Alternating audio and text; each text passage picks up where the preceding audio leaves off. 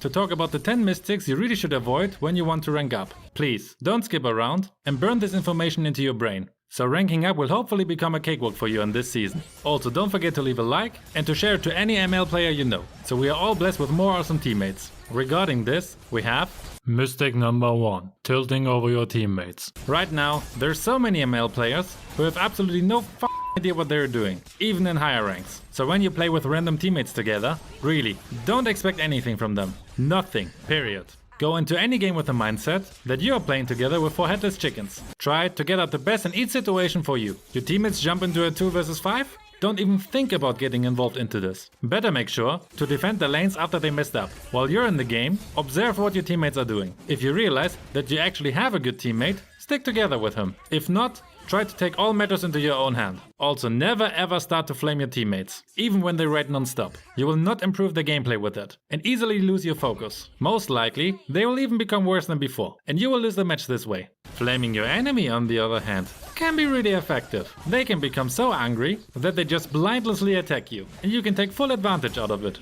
Mistake number 2, dying. Listen carefully and repeat. I'm not dying, no matter what. For example, when your pro teammate decides to headlessly push again, while all enemies are around, just let him die. Saving your noob teammate is almost always the wrong decision, because you're just joining him in the abyss this way. In order to carry your team, you really can't afford losing any time, and therefore a lot of farm. So again, repeat after me, I'm not dying no matter what.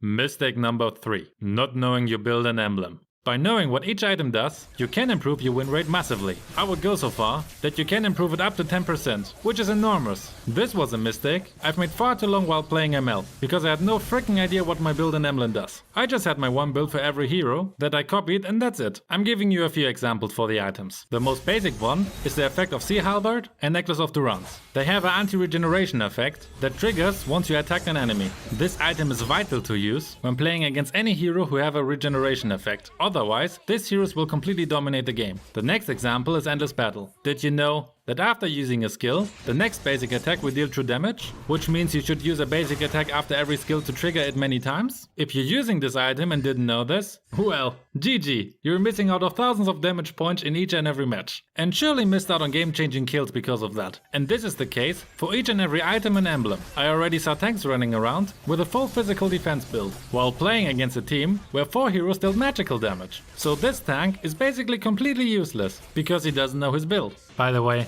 I'm starting the Season 21 Push Challenge in mid-July, where I'm uploading a new ML guide for 30 days straight to give you all knowledge you need to rank up quickly. The big guides like this one are coming out every Monday and Thursday, and you guys can choose each topic you would like to see. For that, keep an eye on the community tab, where I will let the votes run. Every other day, I will introduce a couple of items and emblems, so you're becoming a pro regarding your builds. If you're up for the challenge, please subscribe now, so you're not missing any video. Let's move on now with the video 2. Mistake number 4, not knowing how each hero works. By this, I don't mean that you have to know every little detail about every hero. That's impossible, as long as ML is not your full-time job. But you should know at least the basic concept of each hero. When you don't know what your enemy is capable of, you can make the right decision on what to do next. For example, knowing the cooldown times of every hero can give you an enormous advantage against them. If an enemy used his dash skill and you know how long the cooldown is about, you know exactly the time you have to attack and kill this bloke. Also, knowing the weaknesses of every hero will improve your skill dramatically, because you can outplay them easily. That's, by the way, one of the video ideas I have, making a couple of videos where I'm explaining each hero's weaknesses. Vote for it if it interests you.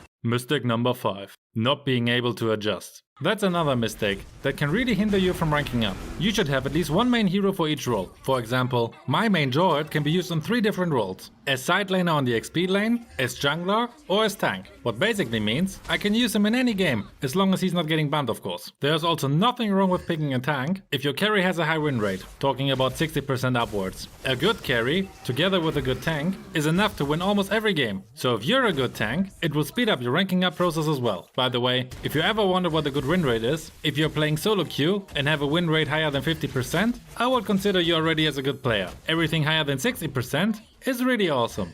Mistake number 6, not going for objectives. Another big reason why so many matches get lost. You have to go for objectives whenever possible. The most important ones are of course the turrets. Push whenever possible. Please! It opens up the whole map for ambushes and to invade the enemy's jungle. Also, defend your lanes. I don't know how many times my wife and me were the only ones who defended all 3 lanes. This is so important. The turtle and the lord are also important objectives. And in the beginning, the buzz for the jungler. When your enemy is trying to invade the jungle in the beginning, try to help him if possible. The jungler must farm to become effective. But always remember, I'm not dying no matter what. Everything else is not an objective. Kills, for example, are almost completely worthless if you're not taking an objective after killing 2 or 3 enemies. Also, it's not time to clear the jungle when the lord is running towards the enemy's base. That's the time where the whole team should push. I really can't believe how many players don't give a single f when the lord is up and just mindlessly farm the small jungle creeps. Another thing that just happened in my last game. When you wipe out the whole enemy team,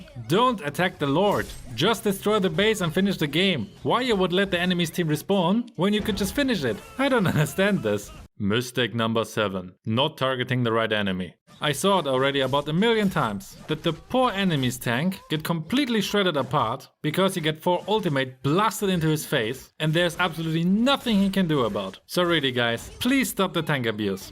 Mistake number 8. Not freezing the lane. This should be basic for all ML players, but I rarely see it in any ranks below Mythic, and even there many times not. When you have the advantage on your lane, don't attack the minions. Let them beat the crap out of each other. Your job is to zone out the enemy. While you're near enough to the minions to get the full golden XP, keep your enemy so far away from it that he's getting none. When you're just mindlessly clearing the minions, they just run towards the tower, where your enemy can farm them easily. And your advantage is melting apart. Once your enemy gets so desperate that he leaves the safety of his tower, you just beat him down and push the lane further. Afterwards, repeat. You should only clear the minion wave when you want to rotate, because otherwise your enemy can push your lane of course while you're away. Mistake number 9. Not setting proper ambushes. When you want to set an ambush, it's not enough to just hide in a bush and wait. You can spend hours waiting without anything happens. Instead, you have to hide in a place with a bait. Baits can be many things. Buffs, minions, inexperienced teammates who are pushing mindlessly. Let's take the noob teammate as an example. When the enemy is approaching him to get another free kill in a row, you let the trap snap and take him out before he even knows what is happening to him. That's, by the way, one way you can use your inexperienced teammates to your advantage. Now to the last mistake. Mistake number 10. Not knowing what to do next. You need to know in each situation what is the correct thing to do next. Unfortunately, there are so many situations that it would need a whole video to explain them.